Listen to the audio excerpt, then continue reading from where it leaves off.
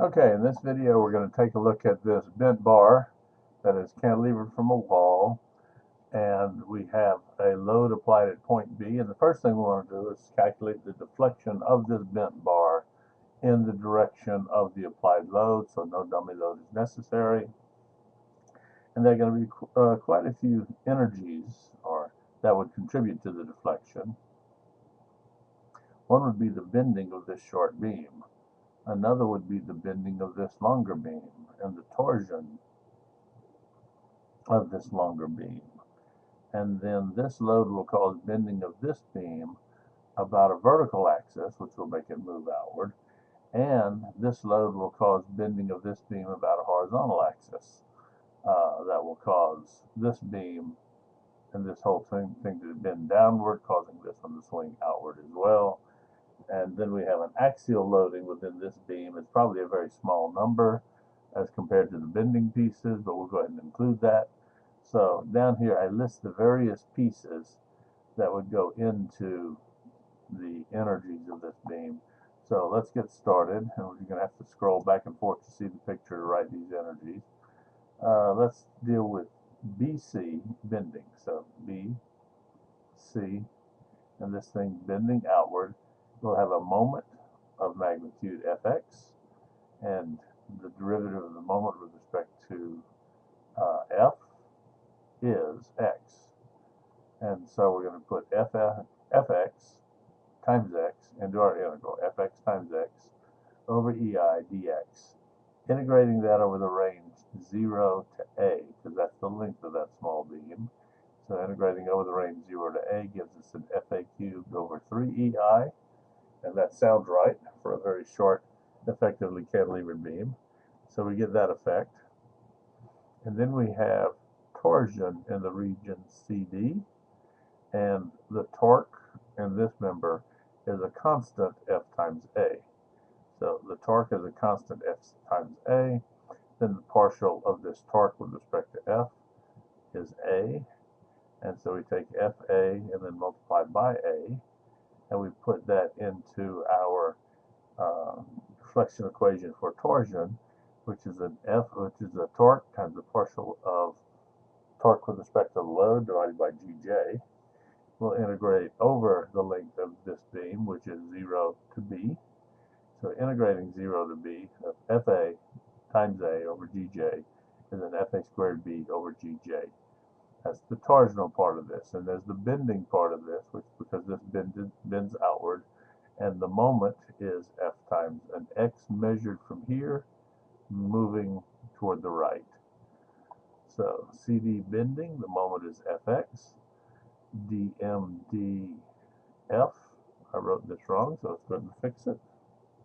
dmdf, I'll do a file save. So dmdf is x, so we're going to have f times x times x, f times x times x over EI, integrated over the entire length of that beam, 0 to B, and so we get this term for the deflection. So we've taken care of bending here, torsion here, and bending here.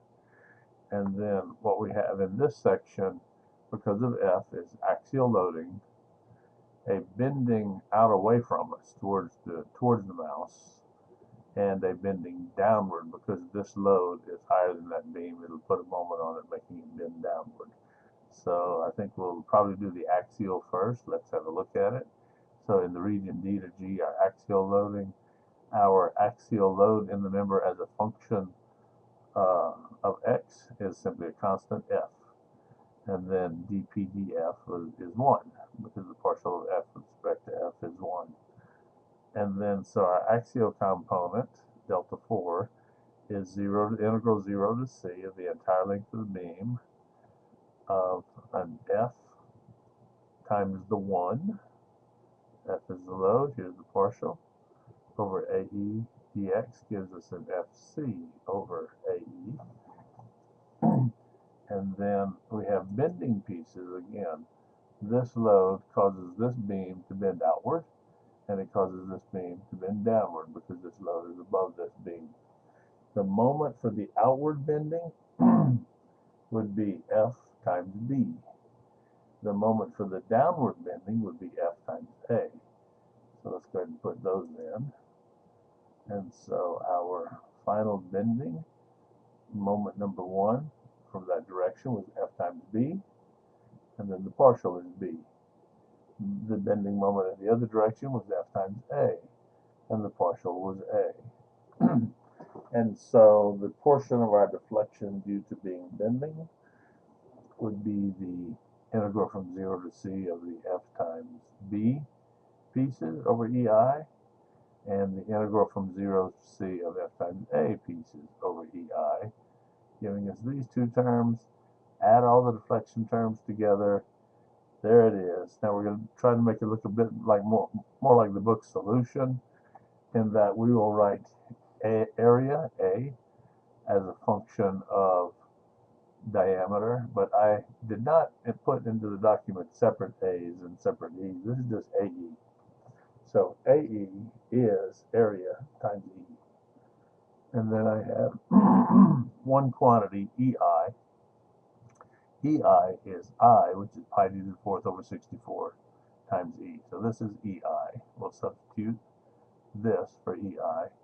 GJ, using Young's modulus and Poisson's ratio to define the G, and using pi d to the 4th over 32 to define the value of J. So we'll do this substitution when we find GJ. And then I want to collect the terms involving 4F. And so what we have here is our final terms after we do 3 substitution and 1 collection simplification. Let me move my cursor a little bit.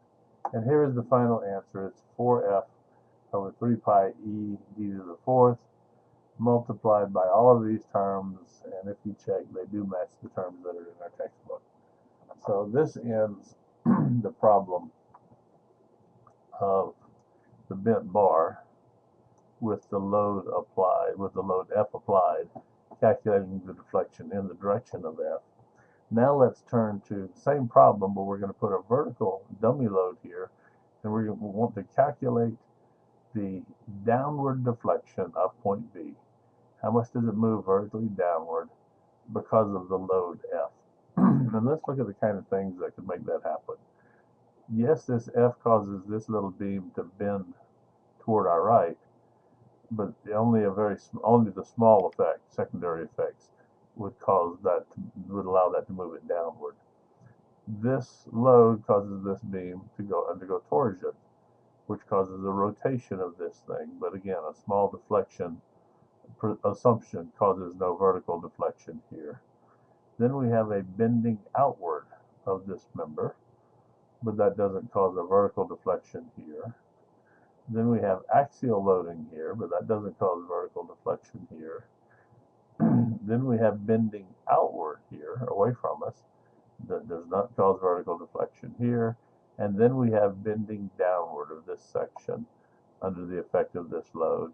That almost certainly does cause a deflection here, where we would go to. It does cause a deflection here. Sorry, it's getting a little bit late. So the only term, turns out the only term that's going to cause a deflection downward is the bending downward of this beam. And the moment that's causing this to bend downward is going to be a constant moment, F times A, as if it were applied right at the end. So if we just go piece by piece and see what happens, the bending at BC, the bending moment is F times X. But now we're going to take, let's see, sorry, I didn't switch files because I haven't shown the load Q yet. File. Let's grab deflection in other direction. Okay, gotten a little sleepy. So I'm going to apply the dummy load Q. Now that I've thought about what's going to make F deflect downward, most of the effects are going to have no effect. We'll see that mathematically, except bending downward of this beam. I've applied the dummy load Q, so we're going to take partials with respect to Q, not partials with respect to F.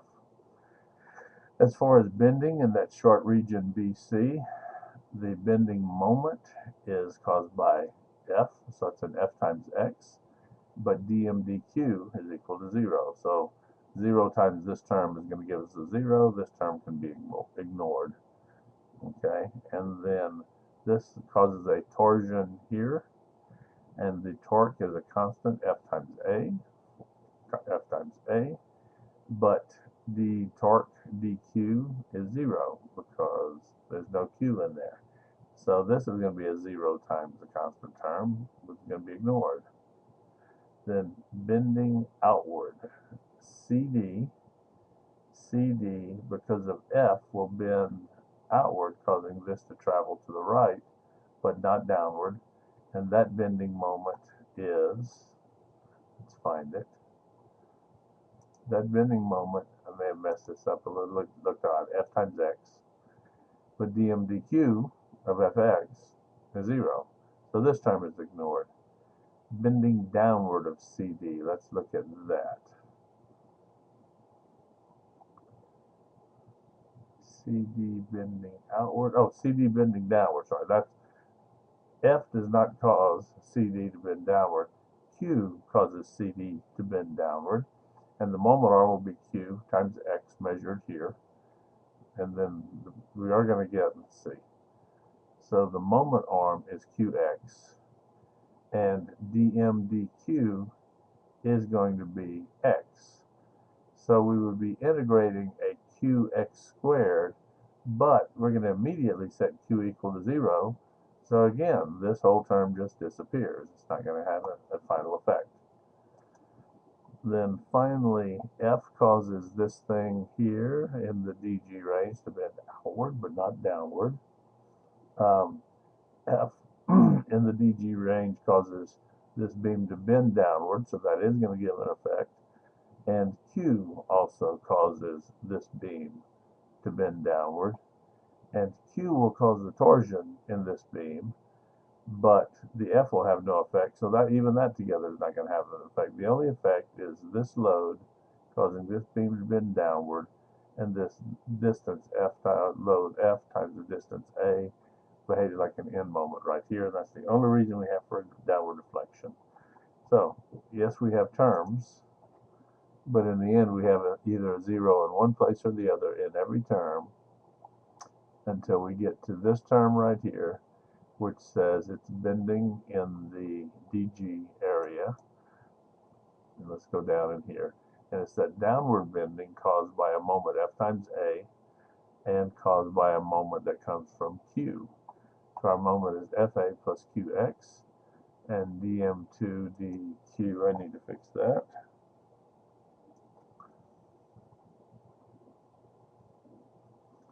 Okay, fixing that. Is the partial of this thing with respect to Q is just that X that's sitting right there. And now, after I've taken the partial and gotten that X, I can set Q right here equal to 0. So what I'm actually going to be integrating is FA times X. So integrating FA times X over EI gives us, doing all that integration, gives the only deflection term we have, an FAC squared over 2EI. And this is precisely the definition of the vertical deflection of a cantilevered beam with a end moment, a moment right at the end, just a point moment, that point moment in this case being FA. And with that, it matches the deflection out of the back of the book for a beam loaded with a point moment, a cantilevered beam loaded with a point moment. Okay, so this one, you can work through it, just tons and tons of terms disappear for one reason or another, and we're actually left with a very simple vertical deflection here because of F, and Q was simply a tool to get to it. Alright, so that'll end this video, and I'll go upload them.